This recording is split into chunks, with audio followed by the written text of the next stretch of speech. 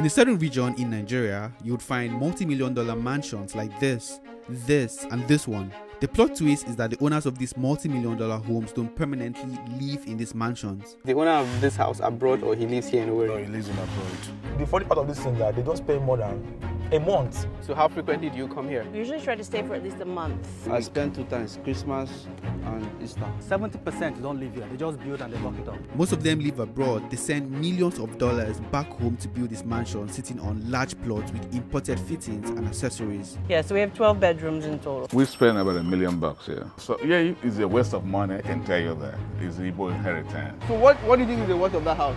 7 billion. Some located in rural areas without access to electricity or good roads. Some say it is their culture, others would say it is their tradition. Igbos generally believe in akuluono, okuonye bataraya. So I set out on a 1-month trip to investigate why one would spend millions of dollars. This is Van the Man right here on the Black Cultural Network. Yeah, this is one of my t-shirt designs. I designed this shirt myself. This is my design. If you'd like to get purchase a copy of this shirt, you can inbox me. But let's talk about living abroad. Right, I was investigating and searching through social media, YouTube. I ran across this channel by a guy named Steven Nabdukwa. He's in Nigeria, and a lot of us have not been to the motherland. We have not been to the motherland, the west coast of Africa and Nigeria. Seems like a lot of our people have built great living conditions in Nigeria, mansions. Some people built nice homes. You know, they come to the United States, they make their money and they take it back home and they move into these different villages.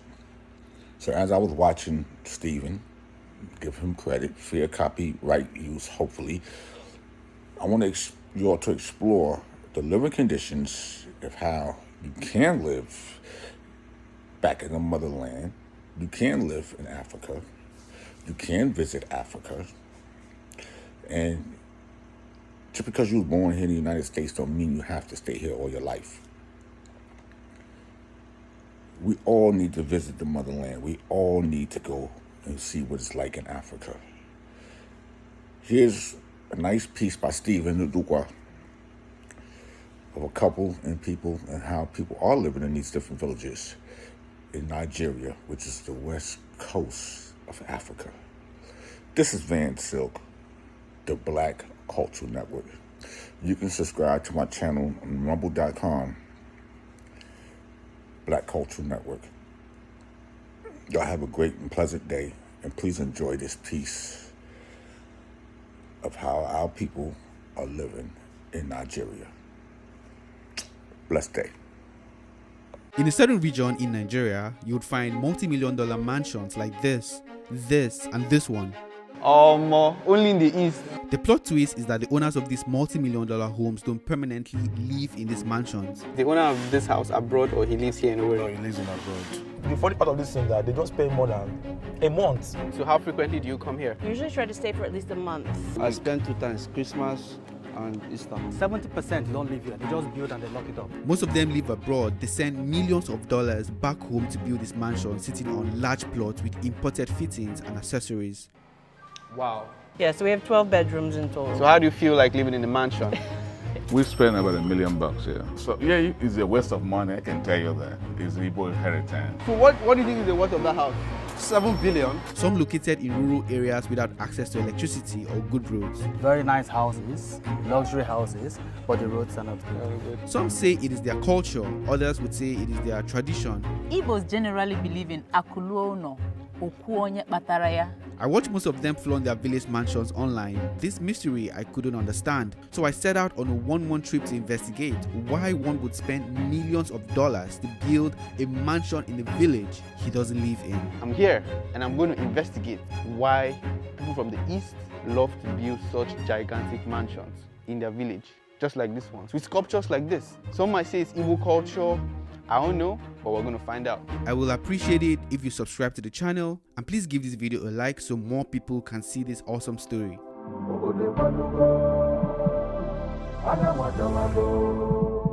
Somewhere in eastern Nigeria, where I'm from, you're going to find the Igbo-speaking Nigerians. We are known for our indigenous music, variety of food, and most of all, we are known to be filthy rich. Scrolling through social media, I saw a lot of videos of the Igbos flaunting their mansions. These videos were trending. Everyone was talking about it because for all we know, these people reside abroad and most in major cities around Nigeria. They are just returned to their villages to spend the Christmas, throwing housewarming parties and flaunting their luxurious cars. I needed to find a logical answer to why one would build a multi-million-dollar mansion in the village you only get to spend the Christmas once a year. I boarded the plane to Owerri, the capital city of Imo State. On arriving, we drove for another 50 kilometers to a village in the outskirts of Owerri. I met up with this couple. They had just returned home to enjoy the Christmas holiday in their 10,000 square meters newly built village mansion. But guys, just look at this, right? 10,000 square meters of land. Nice to meet you, sir. This is our first time in the house. We started from the foundation. My wife and I measured out the whole landscape, where the building's gonna be. Yeah. He's a Nigerian American while his wife is an American, and they both permanently live and work in America. He agreed to give me a tour of his mansion and confirmed he built it through communicating with the contractors online via WhatsApp and iMessage video call. This house was built remotely, guys. This house, Built 100% built, furnished remotely, just using WhatsApp video FaceTime. That's FaceTime. it. Straight up. We have 12 bedrooms and 13 bathrooms. 12 bedrooms. Yeah. So right here in Nigeria, then we call that a mansion. I mean, looking at the land space, how much do you think it's going to cost you if you were to get similar land space and similar build over there in the States? For this type of house in the United States? Yeah. 20 million. Minimum. This is very large. This is huge. This is first living room. Yeah. They call it a waiting area. Waiting area, ante room. Yeah. I don't know. Because this is our main This is the main room. area. Yeah. So sometimes guys, we just hold a little meeting right there, and Yeah. without really having people in. And all right. So this is the. right here is our dining room. Okay. This is the kitchen. Yeah. This is the handwork of Raleigh's signatures. So what's your favorite thing about this kitchen? The cleanliness. All right, it's neat and yeah. I like the way she designed this kitchen, and it's super clean. And anybody that sees the kitchen, you cannot even tell that it was done remotely over phone. This kitchen is like being at home, and that's exactly what we wanted to portray here in the village, is being able to come home to the village and feel at home. Wow, it's a lot of light here. I'm wondering what the light bill is like. And we have a guest room right here, and the bathroom. Here there's another living room.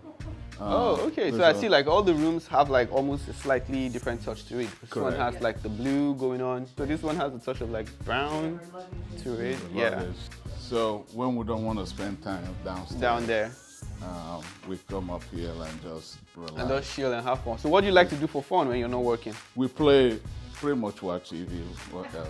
And oh, okay. This is I say catch you fool. Catch you fool. Catch you fool, good night. Yeah. And this is a yo, master bedroom. really nice, yo. Damn, this is big. So this one has a touch of like This gray. is a more gray, yeah. Gray, Again, yeah. Zen decoded there. I see. You did the house like, you know, when you get back home, you're very comfortable here. That is the plan. You live like a king when you come back home. Um, Yo, is this a bathroom or a mall? You know, yeah, that's our bathroom, man. Yeah, these guys come take a look at this. These tiles are 4 feet. They were all big slabs. Oh yeah, they're very big. Yeah. It doesn't look like something that's made here in Nigeria. No, there was only important tiles. We got them from Italy. Can I live here with you guys for the whole month? Yeah, yes, yeah. I'm welcome, right? You can always, you're welcome. You can here. always visit. I'll be vlogging every day. Yeah, so when you're not around, like the house is like closed up, like do you have maintenance people coming in to like clean up and stuff? We do. We have people that work here. All right. This property, I just want to know the worth. Like you don't have plans of selling, but if you're going to put this property on the market, how much do you feel it's worth? We spend about $1 million here. Damn. To this currency, that's like how much? $1 billion? Yeah. Yo, 1 million in the village. Yeah. Damn. Well, first of all, sir, what do you do for work? Oh, I own a business. Oh, okay. I own a Toyota dealership. We're one of the only black people. Actually, I'm on the first African person to own a Toyota dealership. You're the first African person. Yeah. A business like that, how was getting into it? Was it easy for you? Like It wasn't easy. It was like, please, 20 years in the making. Damn. Yes. So it didn't start one day and just wake up and you have your own franchise. I started from the bottom and worked for, I became a director, I worked for multiple companies. Wow. It's like a lot of work. Before eventually bought a Ford dealership on a Ford franchise and added a Toyota dealership. For a $1 million mansion, the road leading to the house wasn't the best. The land area is about 10,000 square meters. I could not spot a single tree, but there was greenery and he plans to add some recreational facilities later on. We're supposed to put in tennis and basketball for my son. Oh, nice. Some of these mansions serve as inspiration for a lot of Nigerians and me myself. Guys, look at this. There's way more than, This is like what? 15,000 square meters there's way more than from here. the land here. Is the guy a famous businessman or a politician? Not a famous businessman. He does real estate in Lagos. What somebody told me was the Lagos government has banned the man from buying real estate in Lagos. He has acquired too much, so they banned him from buying property. And you can't say his name, right? Can you say his name? I don't know his name. What's the name of the company? His company. He has Millennium Plazas. He's a very wealthy man. What do you think is the worth of that house? 7 billion. Because the land, you look at the land, a plot of land here is 40 million. So times it by, let's say land here is, 100 plots. Yeah. 40 million times 100 plots is 4 billion. That money is too heavy for So me to calculate. it's 4 billion. It's too heavy. It's 4 billion. Only the land is 4 billion. Then talk about the house.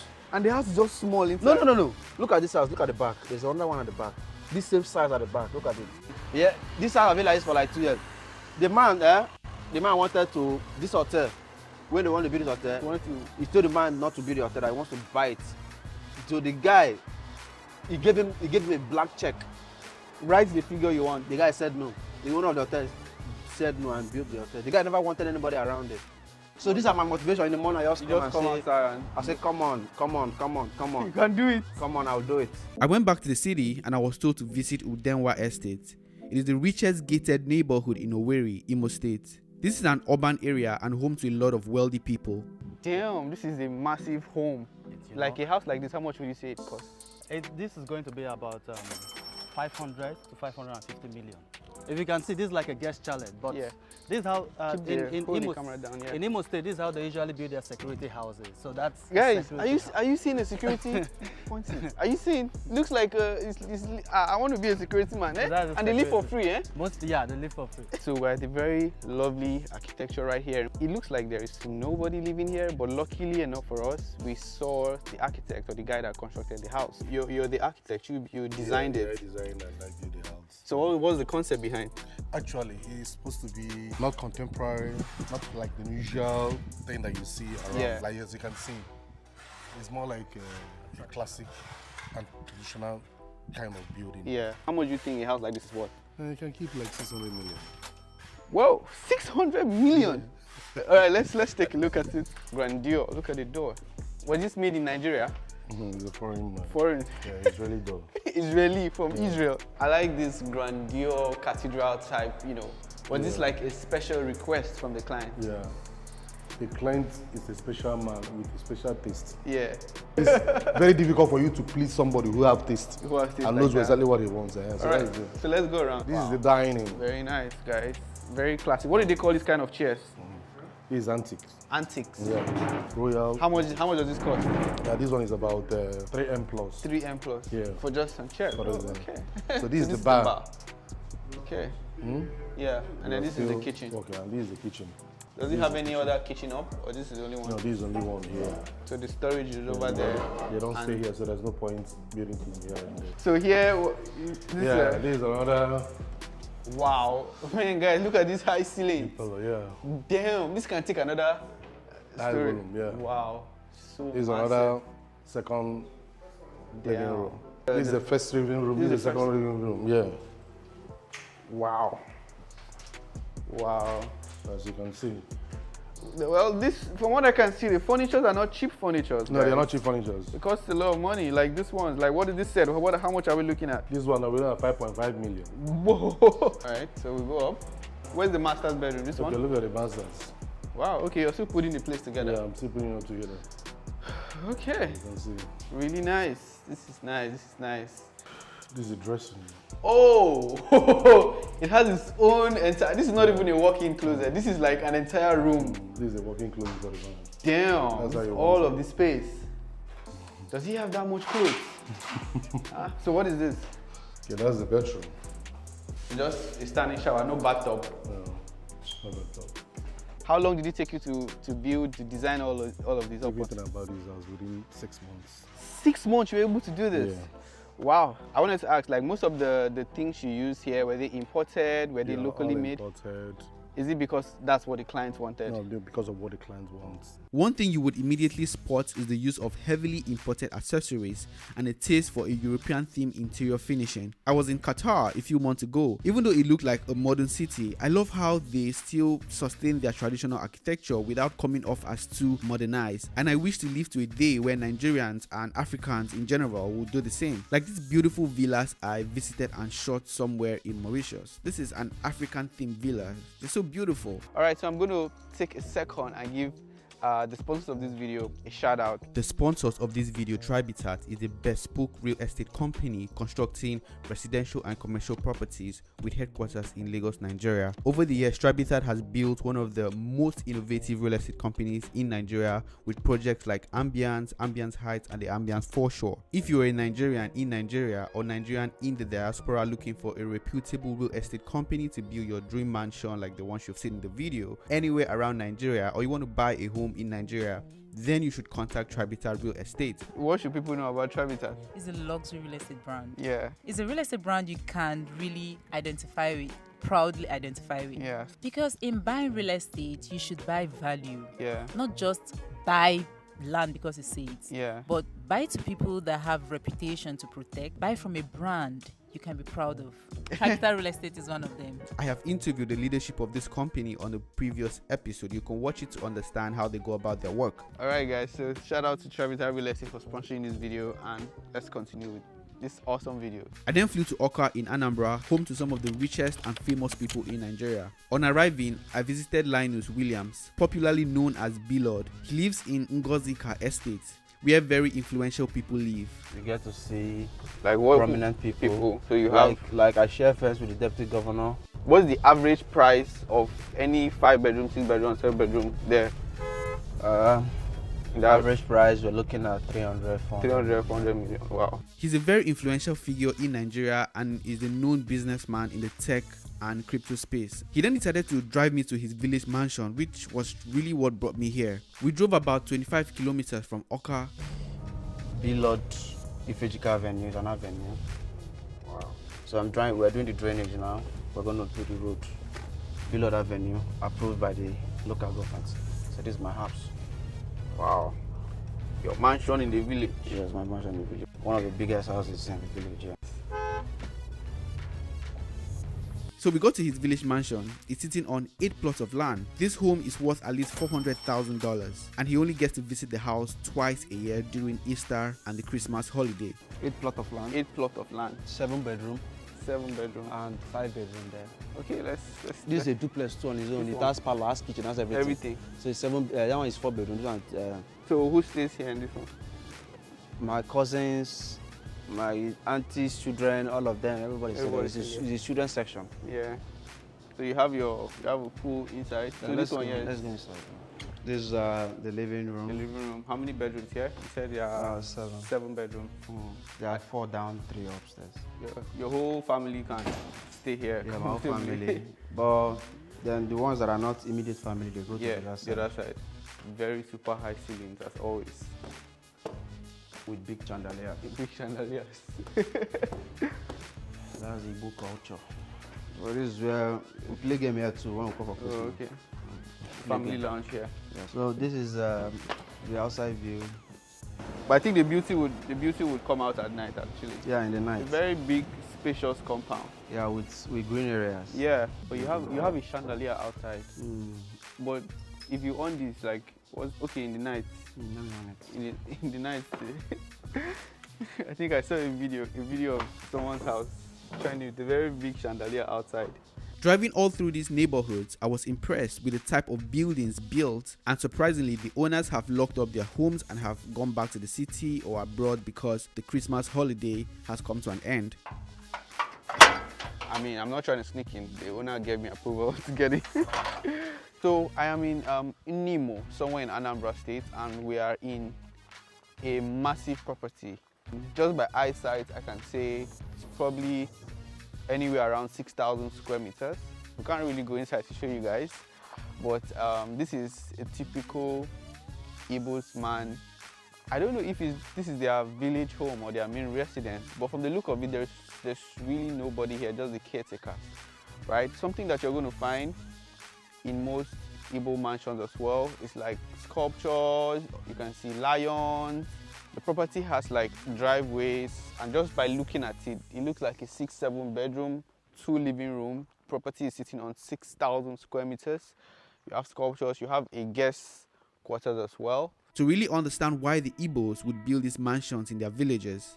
Why Igbo men love to build mansions in their village? While growing up as a small boy, yeah, no matter how poor we were then, we always have money for Christmas home. Yeah. We definitely come back home, right? So we stay for 2 weeks. We still even have to borrow money to go back home, but we must come for that Christmas. Yeah. Just to see our cousins, our brothers, loved ones, and everything. So it's now a thing of what we inherited from grandparents, parents. So every year we have to come back for village. There's no way coming back home and you'll not be comfortable.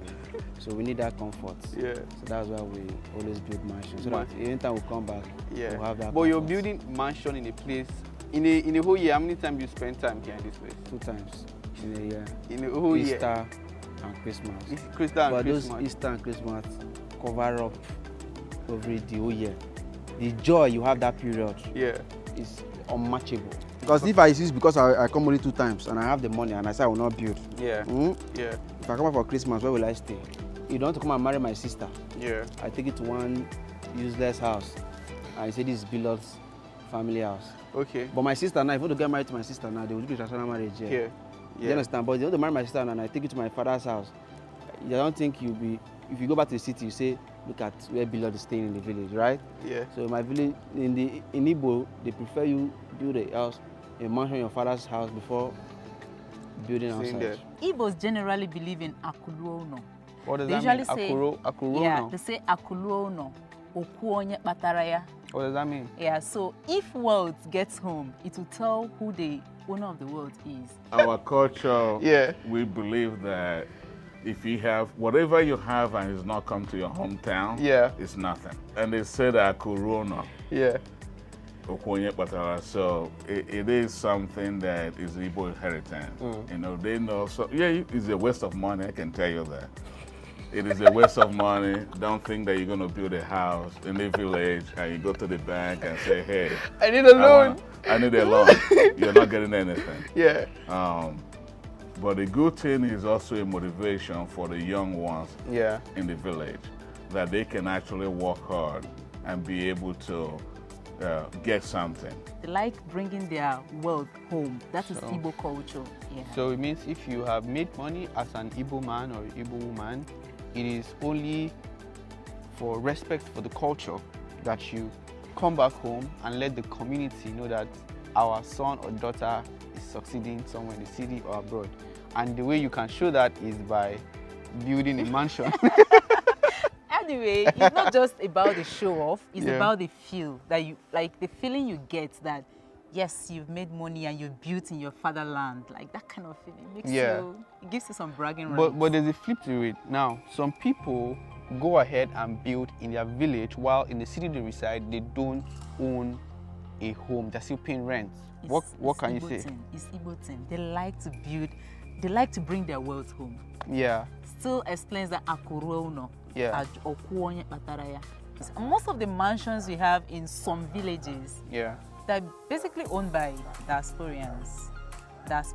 Yes. So Yes, they like to build mansions in their homes. I've seen some people come here and take pictures. Yeah. And they may put it online and say that that's their house. That's their house. I have no idea. Coming back, you realize there's nobody bothering you. Yeah. And it's just beautiful. And of all the houses you're going to have, the one in the village has to be the biggest. That has to be the biggest one. Built for comfort. Yes. Because then you're not trying to manage space. You see, they're not trying to manage space. They're like going big and wide. It may sound stupid, but you know, that's what I did. They see it's like a culture. It's like a culture thing for you to have an edifice. What's your status back at home? Even if you have a very big house, even if you have 10-bedroom duplex in Lagos or in Abuja, if you don't have an edifice like that in the East here, you're not really seen like as that kind of a big man. So they give people chieftaincy titles, and if you're coming for such a thing, you can't come with just a 2-bedroom bungalow or a 3-bedroom bungalow or a 2-bedroom mansion. You must have, even in fact, a cathedral. I don't know if we call it a mansion. So it's something like a cathedral. Yeah. Something that when people come and see, they'll be like, wow. Some people say they do it so that they can oppress people. Yes, that's why I said status, so that people will know that yes, you have come. If you see an Odogu, this is what will show that yes, an Odogu. It's just for name, just for the status. That you own a mansion in your village. So do you feel like you at some point when you make money, do you feel you are going to do the same thing? I think I will do the same thing because I intend retiring to the village at old age. There are very few things you would find common among these mansions in the East. First is the architectural style. It features huge pillars at the front that are very visible. They adopt the hip and valley roofing style that elevates high up. I even saw a lady on X, and this lady was trying to ask the same question, like, why build your roof so high? Look, every house, they have big roof, like bigger roof than the house itself. Why is it like that in Alaiba? What is it with the Easterners and building like roofs that are going high up like this? It has the concept of a mansion. You know, okay. So the architectural design. So they hire the roof. The more bigger it looks. Yes. Another thing is these guys are abroad and they're throwing money down for someone to build for them. You know, some of them don't even get to see the house until it's finished. Finished. Some of them don't even know where their house is located. They just see the picture of the house. They don't know the location because they are not here. Now, just to let you know, this roofing style is very expensive because of the number of materials required. Some go as far as tiling the exterior of their homes. Millions of naira invested in these homes. However, beyond the luxury facade, flaunting and displaying a life filled with abundance, these rich Nigerians, all Nigerians in diasporas building these huge properties, contribute in developing their communities. We just finished building that school. You're building a school? Yes. For the community? For the community, yes. We built that school that you guys drove by. There was no school though. It was a six classroom elementary school that I just finished, and waiting for a few things, and we'll give it back to the community.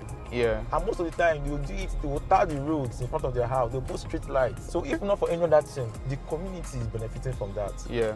All right, you guys have heard that for yourself. It's the Igbo culture. They love to do this thing for the heritage. So this young man said if he has that kind of money, of course he would want to do the same thing for his younger ones, and also to brag that I have a mansion in my village. I hope this was very educative and interesting to watch, and let me know if you want to see more documentaries like this on the channel. Thank you for watching. Subscribe to the channel if it is your first time here, and I'll see you in the next episode.